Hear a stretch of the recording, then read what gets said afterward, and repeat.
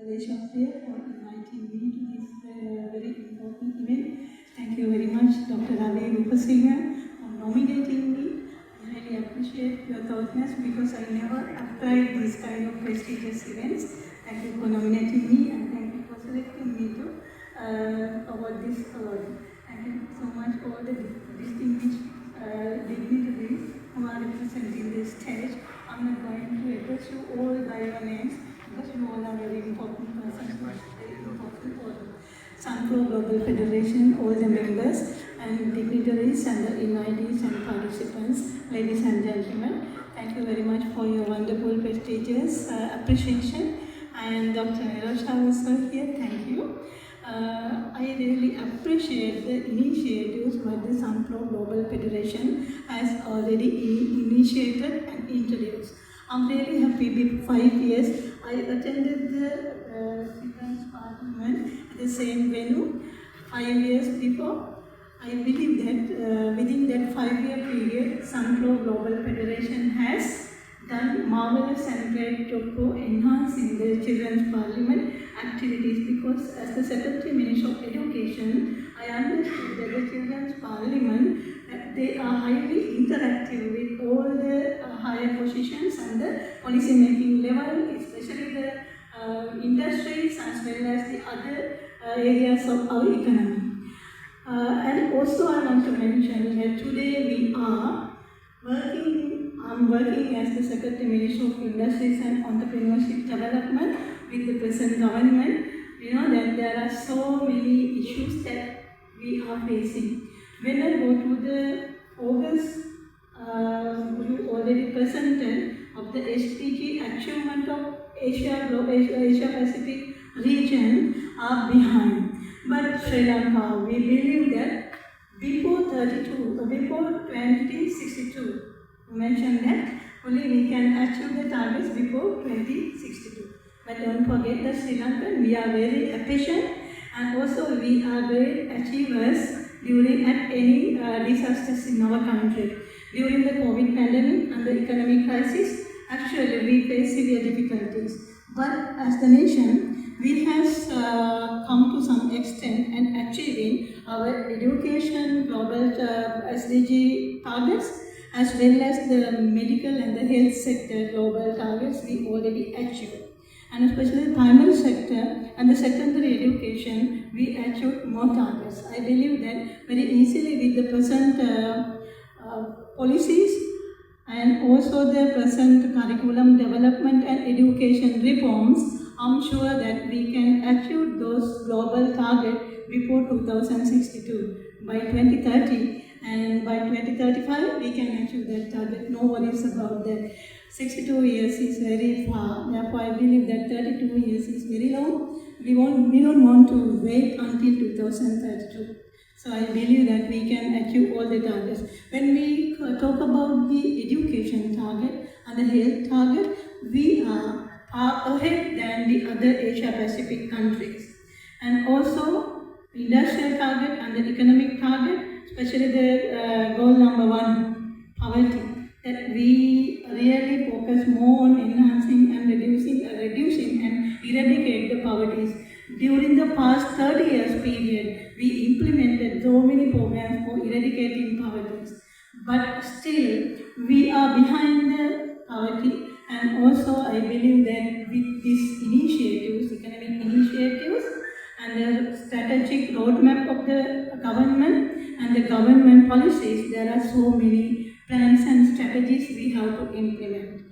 By this year, the Ministry of Industries, I want to talk about some initiatives for the youth generation, especially who are representing the Children's Parliament and the Youth Parliament and Youth you all are here, that actually for the education sector. Tanya is also, she is always making very big noise regarding the SME development and the SME sector. And SME sector, yes, we have so many issues.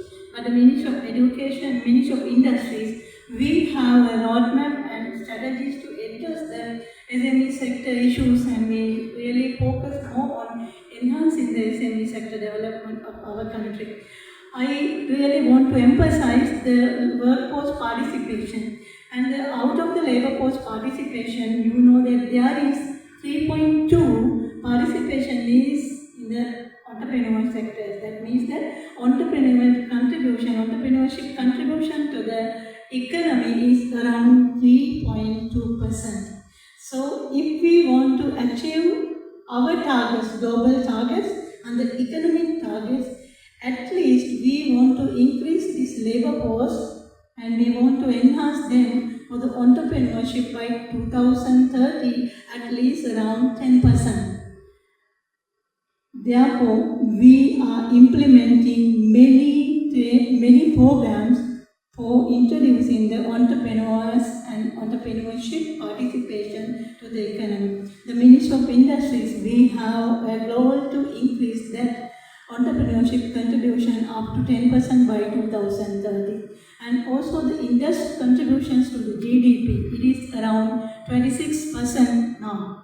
So we have a target to enhance it at least 28% by 2030. And also the export revenue of the country, we want to enhance it at least merchandise contribution from 16% to 28% by 2030. Likewise, we have so many global goals, and also we are clearly identified the KPIs what we want to achieve by 2030, including the Sustainable Development Goals. And there are so many KPIs. And also when we consider the SDG 17 goals, we have to achieve more than 429 KPIs to adopt the Sustainable Development Goals and achieve the progress by 2030. So all the government institutions, including ministries, as well as the SOEs, state-owned enterprises, and also the industries like our Dr. Avi, they are representing the industries and they are the people and who are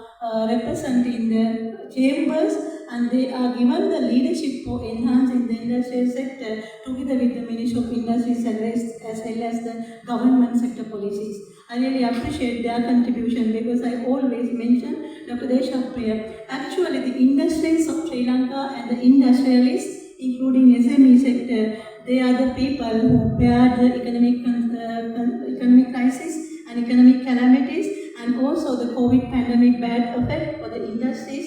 They really bear everything, and still they are working as a giants to enhance the economy of our country. I really respect all the industries and the industrialists as well as the SMEs who bear this pain during past 5 years period. Still they are bearing the pain. Still they are facing so many difficulties. But as a nation, I believe that together with the synergetic effort, we can achieve all our targets. Therefore, no worries. We are having the trust and we are having a strong belief that we can achieve these targets. Therefore, I highly appreciate all the efforts and initiatives to contribute to the economy by SUNFO Global Federation, including Dr. Deshapriya and all the dignitaries who are representing here. Thank you very much for your kind contribution and consideration, and also thank you very much for being a part of the government, and also you are having a good relationship and coordination with the government institution. We appreciate that initiative because individually, government sector itself, we cannot achieve target without having the strong private sector. And also, we should have a strong relationship with the people of this country. Otherwise, without having a public, private and the people participation, we cannot achieve our target. If we develop this strong relationship and tie-up between the public sector, private sector, as well as the people of this country, I'm sure we can achieve our target. We are having a strong trust and a strong targets to achieve together, to achieve our motherland's nation's goal. Therefore, thank you once again. Highly appreciate your appreciation, and I really respect, and I believe that I can contribute to your sector furthermore and to achieve the Sustainable Development Goals target as well as the nation's target. and the economic target of our country. Thank you so much. Once again, I am there with you anywhere, at any time, as always. I am there with you. Thank you so much for being a member of our nation's family.